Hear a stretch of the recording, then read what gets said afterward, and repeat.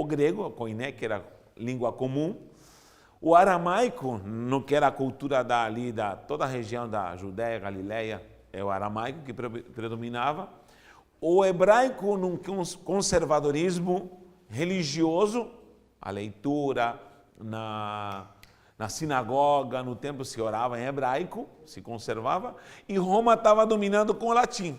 Era uma salada de língua, mas João escreve em grego, sempre no propósito de poder atingir mais pessoas. Quem escrevia em grego é porque estava querendo atingir todo mundo, não era somente para os hebreus ou os judeus, tá bom? Em primeiro lugar, esse jovem era o mais novinho de toda a turma. Ele era pescador, nós vemos a história que ele era pescador, Jesus o chama, ele era sócio juntamente com Pedro, juntamente com seu irmão Tiago, eram pescadores, tinha uma sociedade de pescaria, e se vê que não estava indo muito bem essa sociedade, porque quando Jesus o chama, eles sentem o chamado, largam tudo, deixando as redes, seguindo Jesus, né? E não haviam pescado nada, diz. Então Jesus os insta agora a ser pescadores de homens. Eles eram filhos de Zebedeu. Há algumas teorias de que, por ser a sua mãe reconhecida, em certo lugar tem uma passagem que diz que era Salomé, não aqui da Salva, era outra Salomé que servia a Jesus, irmã de Maria, mãe do Senhor, está escrito lá.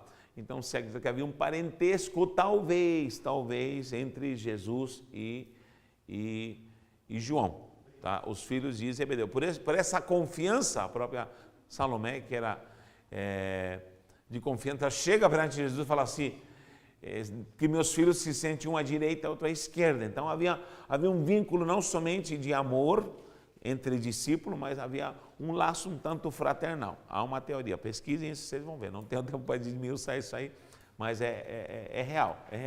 Tem um versículo que prova isso aí. Outra coisa, ele fazia parte da clã dos três, Pedro, Tiago e João. Pedro, Tiago e João sempre estão aparecendo em destaque. Vocês podem ver, na transfiguração, quem é levado? Pedro, Tiago e João. Na entrada na menina lá para ressuscitar a filha de Jairo, Pedro, Tiago e João. Que mais? Na oração lá no íntimo, quem estava? Pedro, Tiago e João.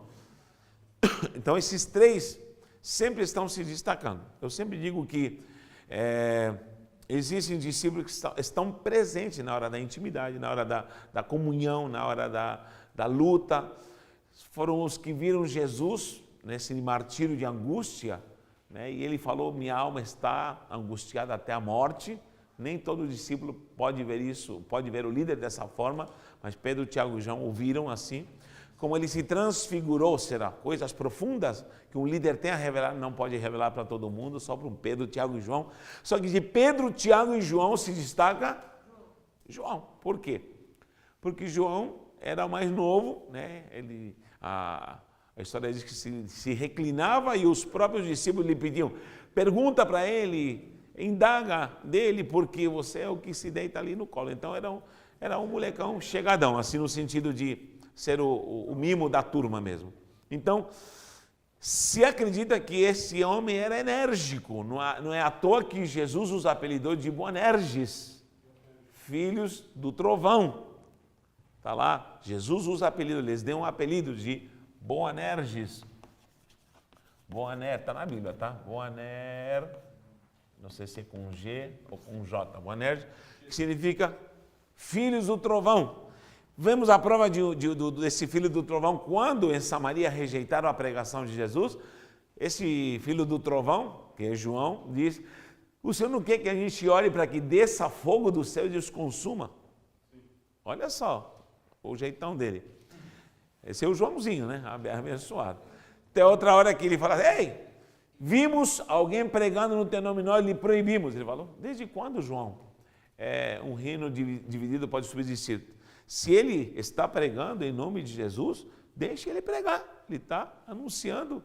Quem não é contra nós é por nós. O Joãozinho já está querendo fazer o monopólio do evangelho. Eu já estava dividindo. Falei, não são da nossa denominação. E falou, querido, o reino é grande, meu filho, você não está entendendo. Então o Joãozinho se vê que ele também era bem espoleta. Mas Jesus o processa, trata com ele. Esse ato em si de abraçá-lo, esse ato de aconchegá-lo, esse ato é uma demonstração do afago de Deus na alma do homem, onde, na verdade, esses surtos demonstram um desequilíbrio emocional. A alma do homem precisa ser curada. Então, esse já é um anunciar de que, de fato, a alma do homem precisa ser tratada. Bom, em todo esse processo, ele se aprofundiza tanto nessa comunhão com Cristo, que é o único que fica ao pé da cruz. É o único que fica ao pé da cruz. E é o único que lhe é dada a incumbência de cuidar da sua mãe.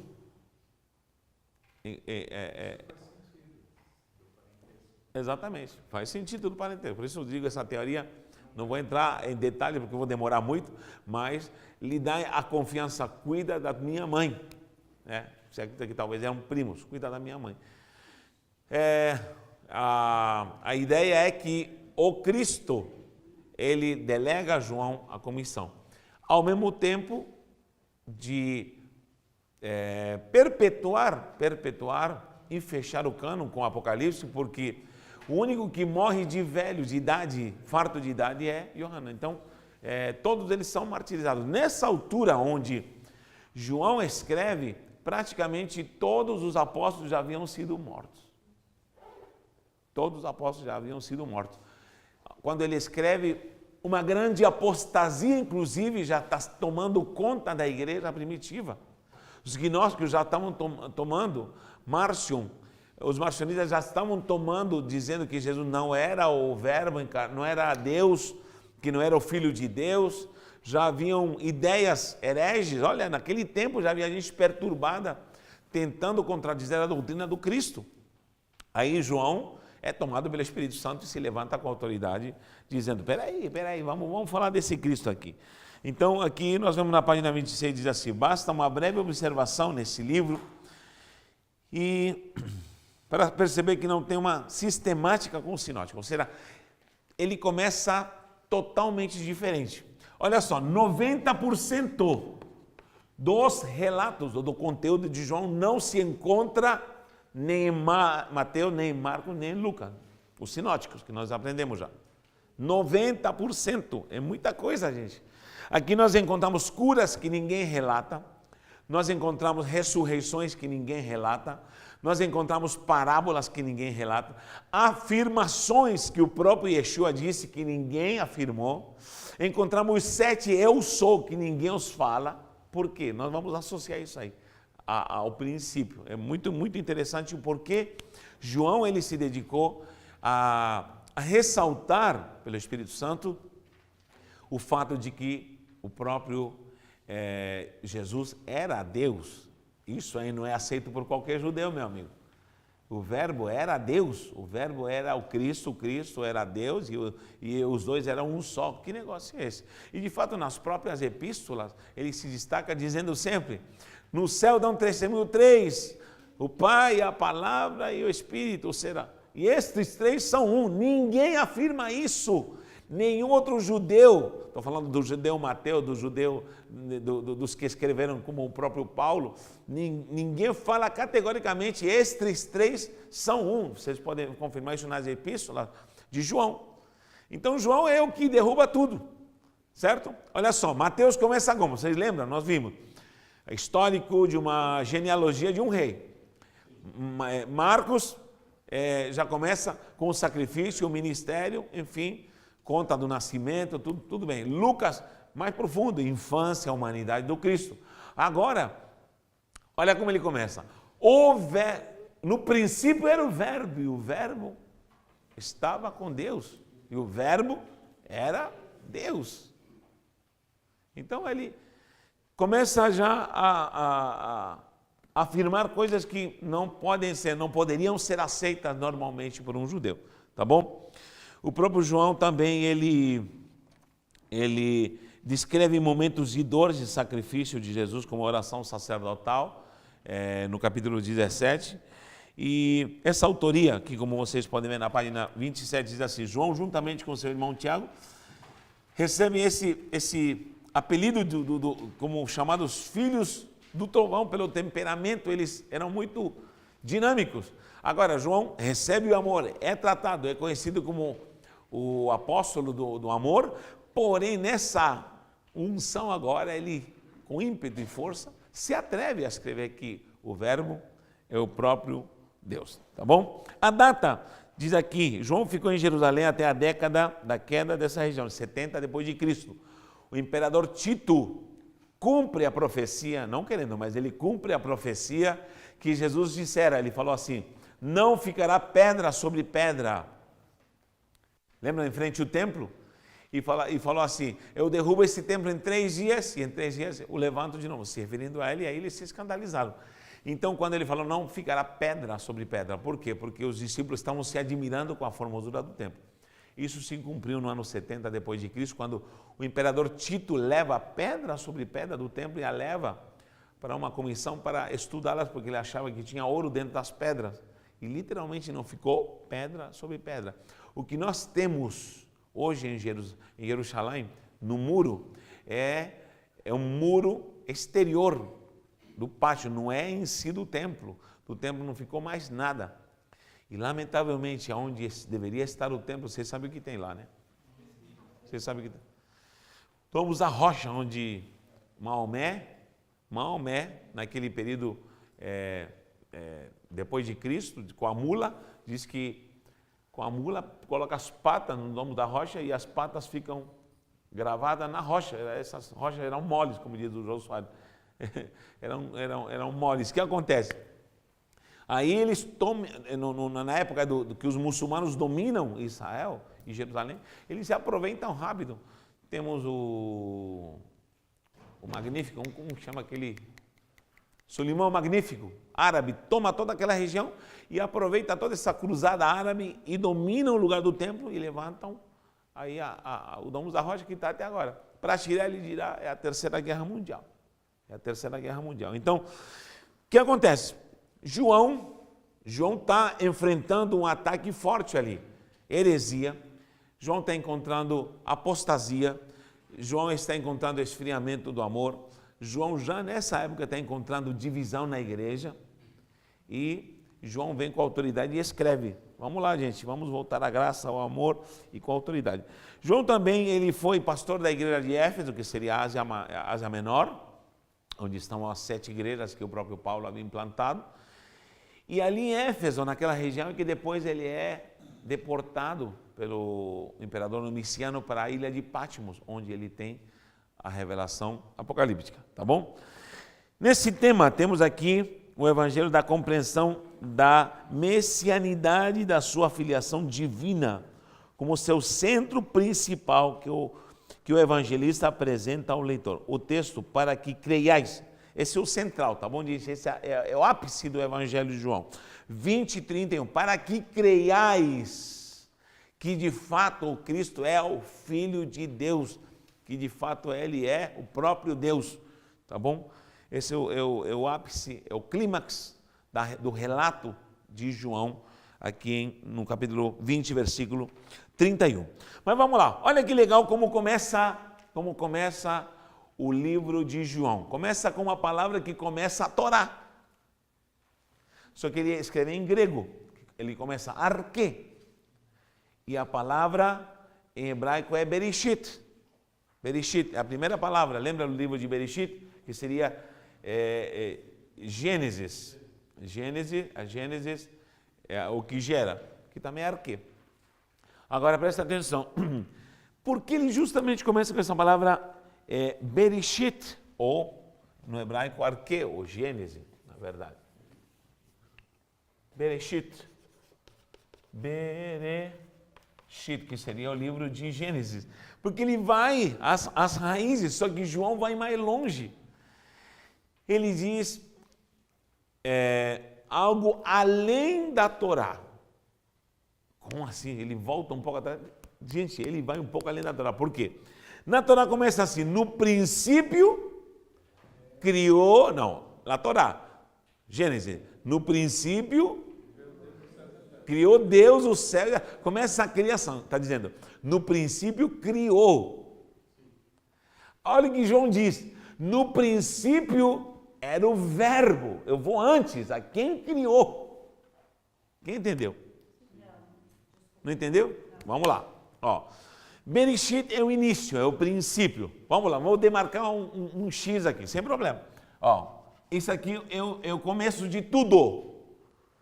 Só que o Bereshit, que é Gênesis da Torá, está escrito, no princípio criou.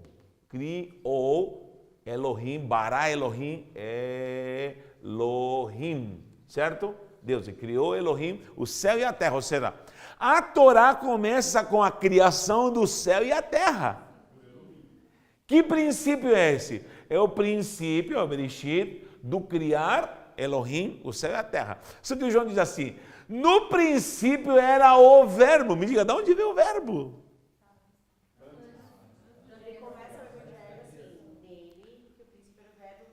Sim, exatamente. Ele está dizendo, vocês acham, judeus, que vocês têm a revelação toda? Sim, vocês têm a revelação plena com a Torá. A criação começa com o céu e a terra, mas eu quero dizer algo para vocês. No princípio, na verdade, existia um verbo que estava com Deus, porque Elohim é plural, é deuses. El é Deus. Ohim é plural. Kohen é sacerdote. Kohanim, ou seja, é plural. Ele está explicando, na verdade, que o Deus que estava criando nessa pluralidade é o verbo. Os judeus dizem assim, Elohim criou tudo. Amém, eu acredito nisso, porque eu sou criacionista.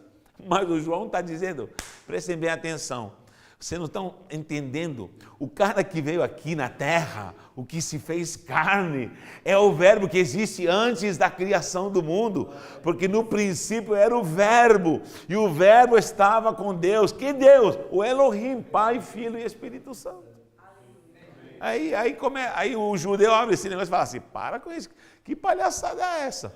Que loucura é essa? Aí o judeu fala assim, não, exatamente, agora aí começa o mistério, calma, não se adianta de flecha. Aí ele fala assim, e o verbo era Elohim.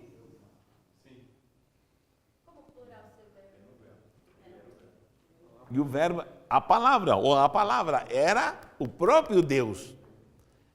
Aí entra em parafuso. Gente, é meio doido que eu vou falar aqui e vou explicar aqui, mas preciso mostrar uma coisa que não é simplesmente ler a Bíblia ou ler qualquer coisa. Não, há muito mais conteúdo do que isso. Agora, qualquer um me diz assim, não, a Bíblia começa com Gênesis, e não interessa o restante. Mas João está te demonstrando uma coisa, que o verbo, se eu vou ao verbo, eu estou indo ao Logos. Quem lembra de aula de Cristologia, quando nós ensinamos os 4 pilares da filosofia grega? Lembra? Primeiro era Arquê, segundo era Physis, terceiro era Cosmos e o quarto, Logos. Vamos anotar isso aí para quem está... Ó, Bereshit. Vamos decorar isso aqui para... Na verdade, pode assim, resumir que João começou falando que Jesus é o princípio. Exatamente. É o princípio do princípio, na verdade. Porque o princípio da Torá é o princípio das coisas que foram criadas. Está entendendo? Agora João fala assim, no princípio era o verbo. O que é o verbo? É a essência de tudo. É a essência de tudo. Exatamente, ó, porque ele destaca isso. Eu vou voltar para Bereshit, não me deixem esquecer Bereshit, tá bom? Ó, porque ele diz assim, no princípio era o verbo, o Logos, no princípio era o Logos. Logos, em hebraico é mais ou menos assim, Logos, em hebraico é grego, Logos. Logos. Esse Logos significa a essência de tudo que você é e tudo que você tem. Primeiro é Arquê, Arquê. Segundo é Physis. Isso aqui é filosofia grega, tá? Essa aqui o terceiro é Cosmos e o último é Logos. Exatamente. Arque é a raiz de tudo. A raiz de tudo. Tem uma raiz. Piscis, quem lembra? Natureza. Cosmos é teu ambiente, teu universo. Teu universo. Vou colocar aqui atmosfera. Atmosfera. E logos, a essência. Olha que legal, nós já vimos isso aqui. Quem estava nessas aulas que nós estamos aqui? Muito bom. Então, os filósofos gregos, por isso que João pega uma linha filosofal grega, né?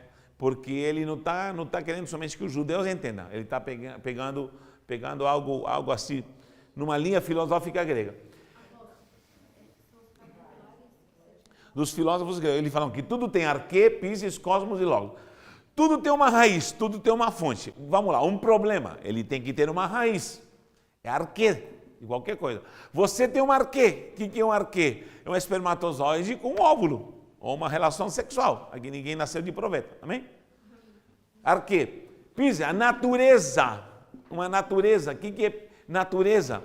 Eu tenho um conteúdo, eu tenho um DNA, eu sou humano, é uma natureza. Eu tenho uma natureza, posso dizer assim, o que mais poderíamos falar em relação à natureza? Essência, isso aqui logo não é essência, gente, isso aqui é propósito. Propósito. Tudo tem uma natureza, uma essência. Universo, isso vai gerar um cosmos. E logos é o propósito, o sentido, essa é a palavra certa. Sentido. É o sentido da coisa. Olha que legal. Arquê, raiz, natureza, essência. Essência. E logos é o propósito e o sentido da coisa. Eu tenho uma raiz, Chile, eu tenho uma raiz, meu pai e minha mãe, eu tenho uma raiz que me gerou. E aí vai. Fiz uma natureza, eu tenho um DNA, eu tenho uma educação, eu tenho uma essência, eu tenho uma cultura, eu tenho... Muito bem.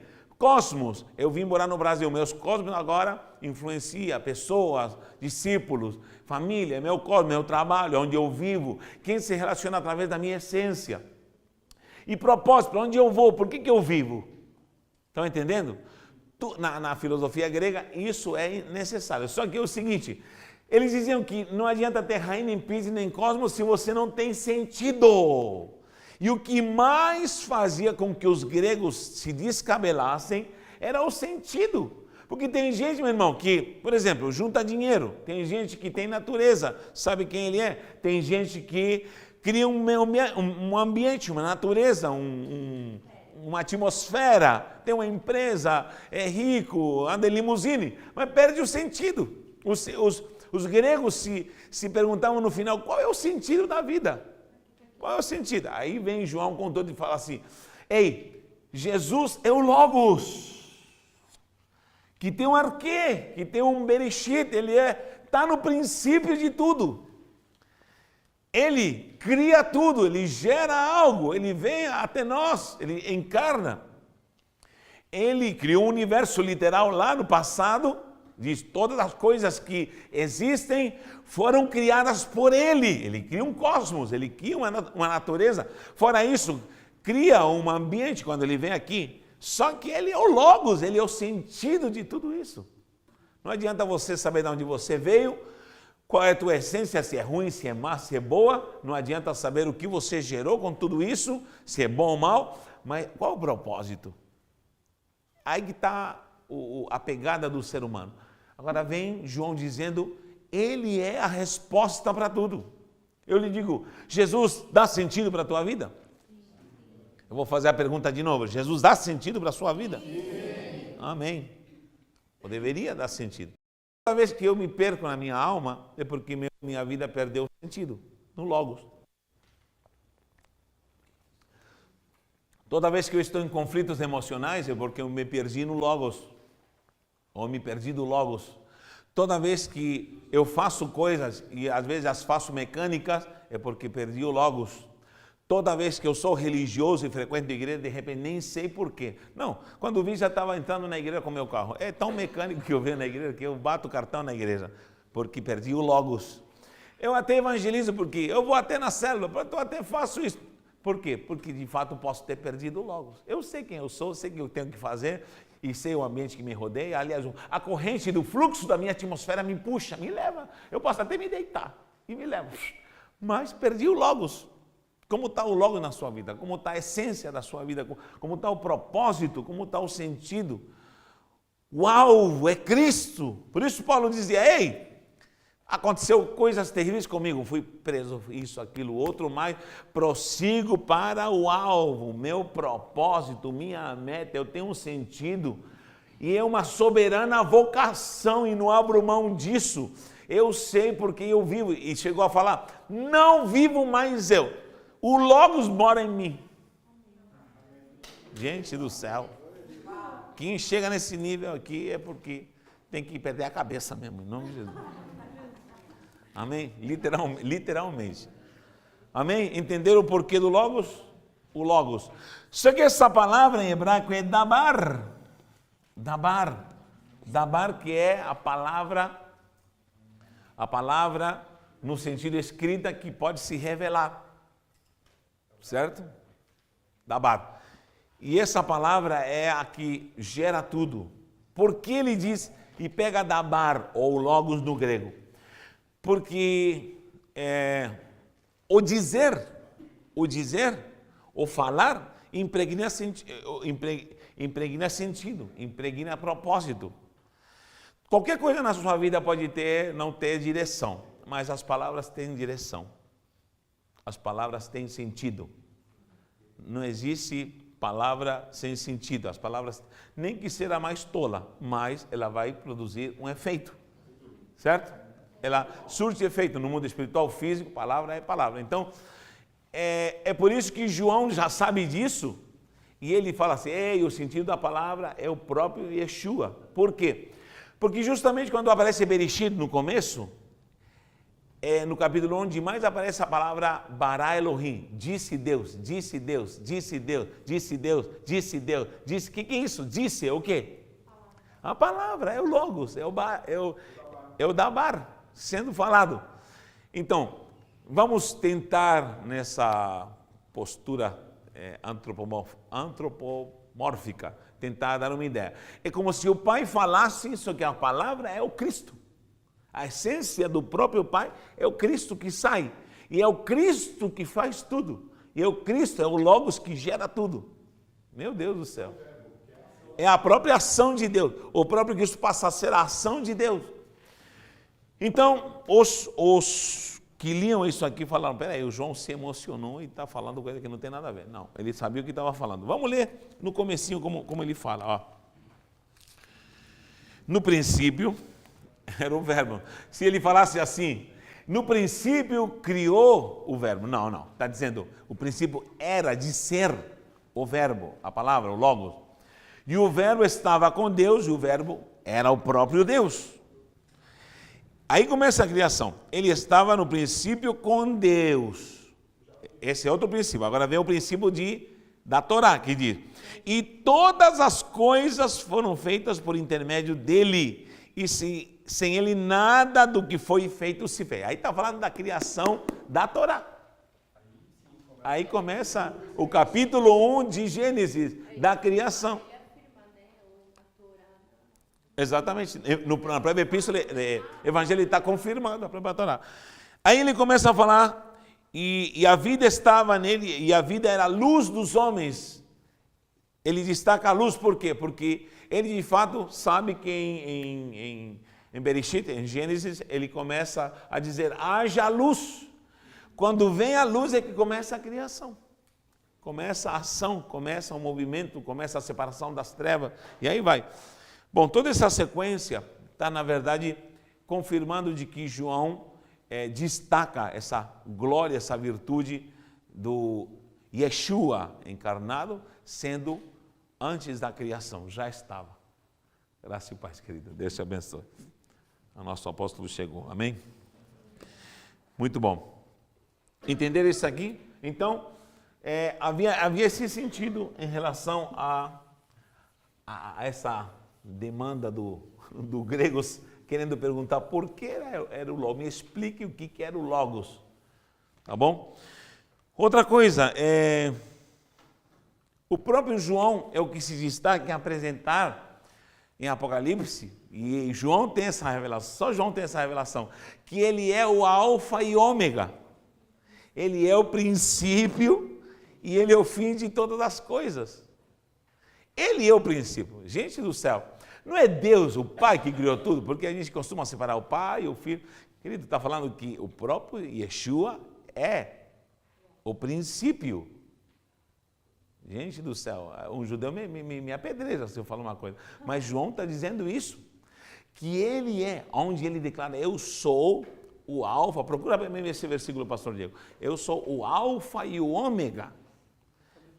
Alfa e ômega. Em grego é alfa e ômega, certo? Só que em hebraico é Aleph e Tav, ao contrário. Aleph e Tav. Aleph e Tav. E justamente quando João fala assim, no princípio, que seria arque, o gênesis da coisa, o início de tudo?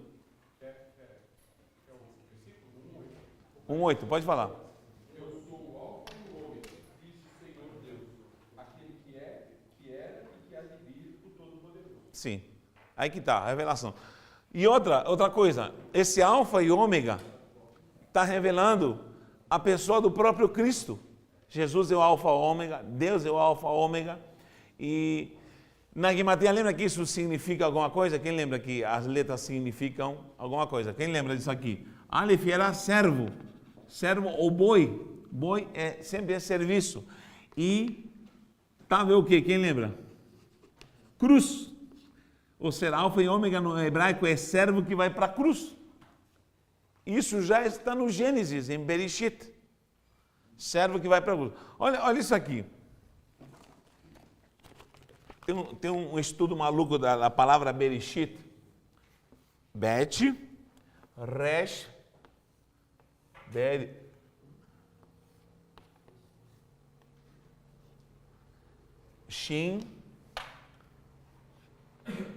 Shin, Yod e o Tav, famoso Tav, para terminar. Essa é a palavra Bereshit, de início, de princípio. Bereshit. Vou colocar aqui, Bet, Resh, Aleph, Shin, Yod e Tav. Dá para entender aqui? Bet, Resh, Aleph, Shin, Yod e Tav. Bereshit. Tem um judeu maluco que fez o seguinte. Eu chamo de judeu maluco, mas ele não sabe disso. Que ele começou a associar as letras, ele é messiânico. Ele começou a associar essas letras. Vou colocar em cores diferentes para a gente entender. Bet pulou uma e juntou com Aleph. Resh, vou colocar de outra cor. Pulou uma, deixa eu ver aqui. Bet para Yod. Deixa eu ver se é isso mesmo. Bet com Shin. Não é Aleph, não. Bet com Shin. Todo mundo está falando, já começou com as maluquices.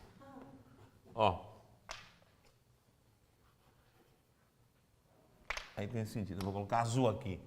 Aleph com Tav. Quem entendeu? Vai pulando uma, Bet com Shin.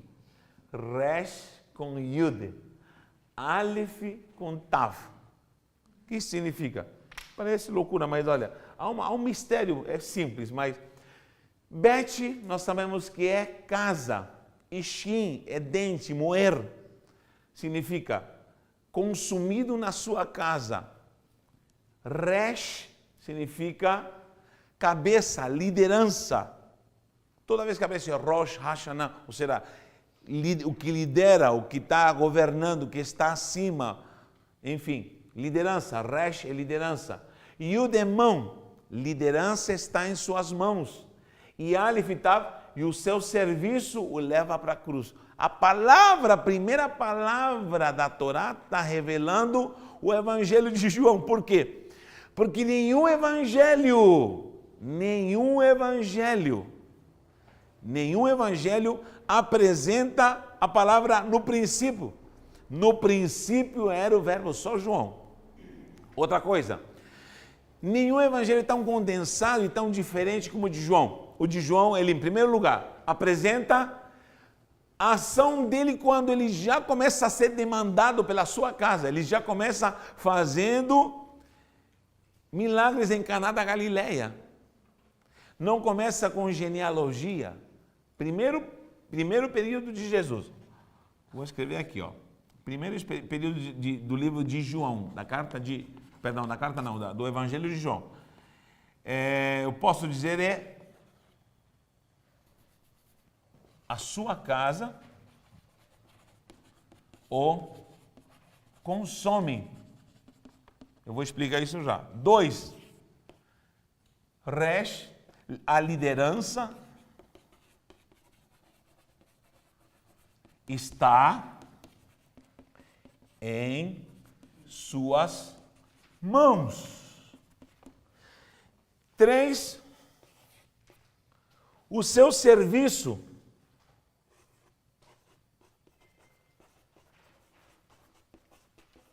o leva à cruz. O leva à cruz. Se você divide João em 3 partes, preste atenção. Se você divide o João em 3 partes, justamente a primeira ação é na casa. É quando ele começa já na Galileia a fazer milagres. Você pode ver até o capítulo 3 se dedicando, sendo sugado, onde aparece o próprio Nicodemos demandando: e aí, quem é você, cara? Você está aqui na nossa casa, quem você se revela para a gente? E aí surge algo que não aparece em nenhum evangelho. Deus amou o mundo de tal maneira que deu seu Filho unigênito para que todo aquele que nele crê não pereça. Ele se entrega, ele se doa. Olha como está sendo sugado. Maria intercede e fala assim: mulher, não chegou nem minha hora ainda.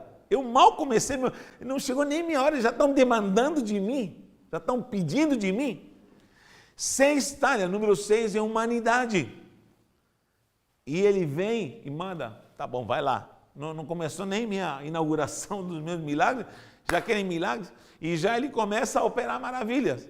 Que mais? São coisas que estão no início de João. João não começa com genealogia de rei, como Mateus.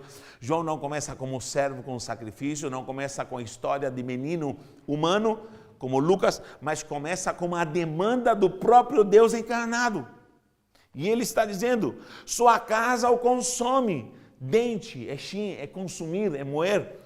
Casa consome. Essa é a palavra Bereshit. Por isso que João faz questão de começar João com Bereshit, ou Arquém, ou Gênesis. No princípio era o verbo estava com Deus. Resh é liderança. Vocês podem ver que na segunda parte de João, já a partir do capítulo 4 para frente, sabe o que acontece?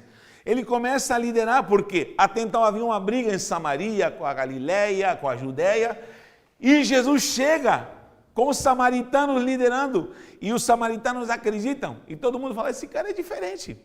É judeu, mas está conciliando com a gente, com os samaritanos.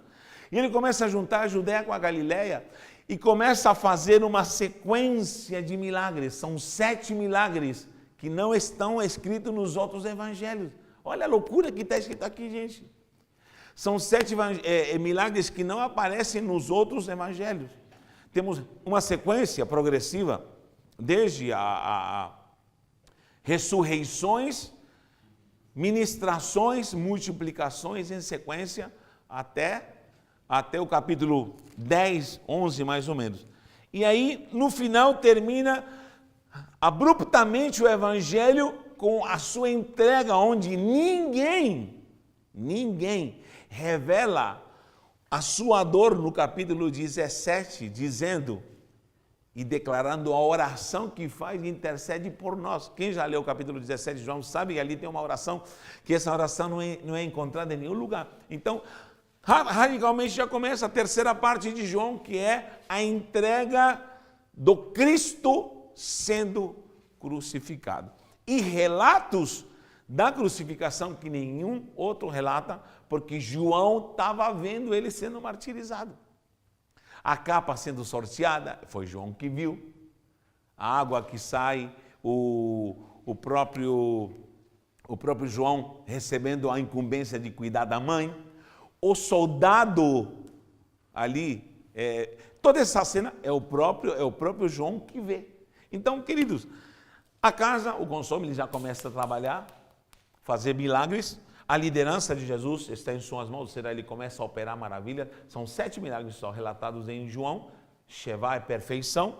E termina já com a culminação. Nisso se divide o Evangelho de João, em 3 partes. Só que isso estava revelado na palavra Bereshit, lá em Gênesis, Bereshit. Se você junta isso, entre tantas matemáticas, entre tantas conexões e letras que a gente pode tirar do hebraico, que a gente não sabe. Agora, o Bereshit de João é um Bereshit diferente do Bereshit da Torá, porque o Bereshit está falando do próprio verbo, está dizendo, ele é o centro de tudo. Vocês entenderam isso, gente? Está claro? Está complicado? Alguma pergunta? Amém. Glória a Deus. Muito bom. Então, outra coisa. Quando aparece essa letra aqui, vocês podem ver as combinações das letras. Ó. Vou voltar para as cores aqui. Ó. Bet vai estar com Shin, certo? Bet Shin. Vermelhinho aqui seria Resh, que seria liderança, cabeça, com Yod. Certo? E aí aparece o final de tudo, que seria já a consumação. Alfa e ômega. Ou seja, quando ele está dizendo eu sou o alfa e ômega, ele está dizendo eu estou antes da criação do mundo e pela minha morte, porque Tav, que seria ômega, é Tav no hebraico, é cruz, é ômega no hebraico. Na verdade, com a minha cruz eu culmino tudo, eu fecho tudo. É o servo que vai para a cruz. Não entendi. Os capítulos. Vamos lá, deixa eu ver se eu consigo ver aqui. Principalmente aqui, ó, capítulos. A sua casa consome. Do capítulo, vou colocar aqui capítulos. Capítulos. De 1 ao 3. Aqui é a base, é a primeira parte. Vocês podem ver aqui, ó, em João, até o capítulo 3, temos a revelação para Nicodemos. Vocês podem ver só demanda de Jesus. Até um cara, querido, que líder, meia-noite é possível estar atendendo alguém. Só alguém que tem uma demanda muito grande. Só alguém que quer saber quem ele é. Então, até nesse capítulo nós vemos. E nessa demanda, nesse consome da casa, é que surge o versículo mais famoso da Bíblia. Em João 3,16. Porque Deus amou o mundo. Não tem outro versículo que se edite mais do que esse versículo. Que mistério é esse? Aí vem já do capítulo 4, a liderança está em suas mãos. Capítulo 4 em diante, começa aqui que tem no capítulo 4. Quem lembra? A mulher samaritana. Jesus mostra que é um grande líder, porque a samaritana só deu uma voadora em Jesus. Sai daqui, tu não é ninguém. Mas ele dá um contorno e ele fala, te peguei. E ela sai e diz, ei, encontramos o Messias, encontramos o líder. Ele tem o controle nas mãos. Só que nessa sequência, até o capítulo, pelo menos no capítulo 16, que começa já, exatamente, é uma sequência, até o capítulo 16, uma sequência de 7 milagres. 7 milagres. Eu vou mostrar já os milagres que Jesus operou em ordem. 7 milagres que estão aqui do capítulo 4 ao capítulo 16. onde ele de fato está com a liderança nas mãos, ele está operando, ele está ressuscitando Lázaro, ele está operando na multiplicação, ele está andando sobre as águas, é uma sequência de milagres. E do capítulo 16 para frente, 17 já com o martírio, começa a oração final se entregando. O servo vai para a cruz. Aleph, servo, boi, vai para a Tav, que é cruz. Então a palavra Bereshit está revelando o próprio evangelho de João. Então, João estava mais ligado no princípio do que muitos judeus. João estava mais conectado no que estava acontecendo do que muitos judeus. E aí é onde ele começa a falar, ei, porque até hoje em dia você falar Jesus é Deus, você não vai aceitar, tem pessoas que não vão aceitar isso. Inclusive tem pessoas que não são trinitárias dentro da igreja que não aceitam que Jesus é Deus. Diz, não, ele é o Filho de Deus. Tem cristãos evangélicos que dizem que Jesus não é Deus, ele é o Filho de Deus. Messiânicos dizem que Jesus não é Deus, ele é o Filho de Deus. E aí vai. Os unicistas dizem que Jesus é tudo. Aí exageraram. Que não existe nem Pai, nem Filho, nem Espírito Santo. Aí começa uma confusão. Mas essa é a maior prova de que, de fato, a Trindade. Por quê? Não existe essa palavra Trindade. De fato, não está. Mas João está respondendo a todo judeu que tem que ler. Tem que ler Bara Elohim. Bara Elohim. Ou seja, disse deuses. Quem são esses deuses? Pai, Filho e Espírito Santo trabalhando. E ainda diz, façamos ao homem a nossa, pluralidade, imagem, e a nossa semelhança. Nós nunca vamos entender essa dimensão trinitária porque nós somos humanos. Porque a essência que envolve Deus, que no grego é pericoresis, a pericoresis é revolvente, tudo que é revolvente é pericoresis. Lembra que eu dei o exemplo da garrafa? Se eu junto óleo e água e eu mexo essa garrafa, pericoresis é isso aqui, pericoresis. É quando algo se move e se torna uma só essência. Se eu tenho óleo aqui, chacoalho, mas imagina 1 trilhão de vezes esse movimento mais forte. Não, 1 trilhão, o que tem depois de 1 trilhão? Um septilhão, para infinitamente mais movimento, ao ponto de todas as moléculas do óleo se misturar com a água. Então, isso é pericoresis, é a essência do Pai e do Filho. É por isso que esse sinal aqui ficou conhecido na idade dos primórdios, dos primeiros cristãos, que parece até um símbolo esotérico, mas esse símbolo era o que representava a Trindade nos primeiros séculos. Ou seja, o Pai é o Filho é o Espírito Santo. E para muitos parece o símbolo do Unibanco, e é usado até pela Nova Era, mas na verdade é o símbolo que representou o Pai e o Filho. Eles são uma essência, são as rodas revolventes que Ezequiel disse, e vi rodas, e tinha olhos, e os olhos olhavam ao mesmo tempo para baixo, para cima. Era tridimensional, né? Parecia aquela câmera do Google que filma, sabe? Tridimensional, que filmou tudo de uma vez só. Então, ao mesmo tempo, os olhos de Deus estão se revolvendo, Pai, Filho e Espírito Santo. E estão olhando para o norte, sul, leste, e está dentro da sua alma. Meu Pai, é uma doideira que a gente fica doido. Dê um aplauso ao Senhor, meu Deus. Só Jesus.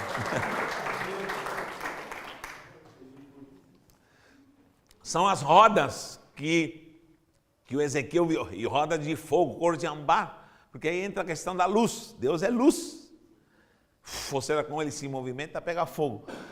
Então aí ele provou uma coisa, que Elohim estava com Deus, e o próprio verbo era Elohim, estava com Deus, estava fazendo tudo. Tá bom? Que mais?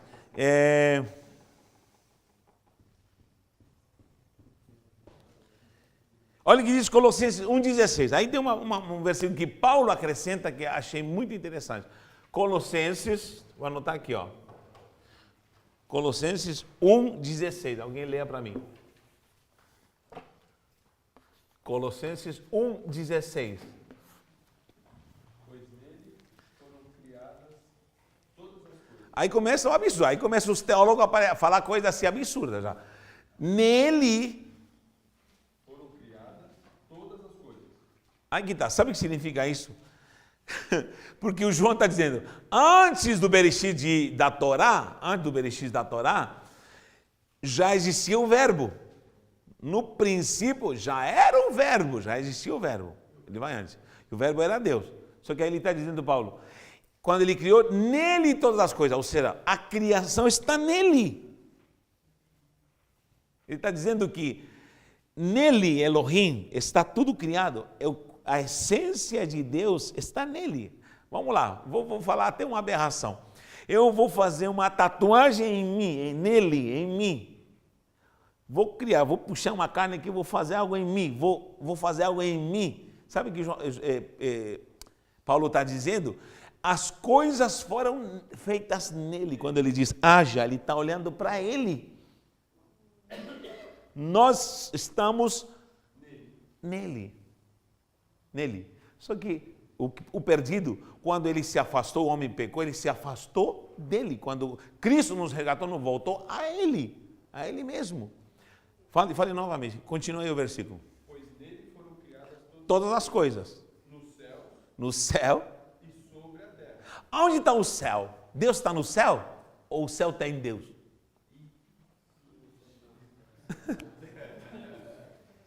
Não, que João viu ruas de ouro. O que é maior, o céu ou é Deus? Quem está no céu? É Deus. Mas viram ele sentado no trono?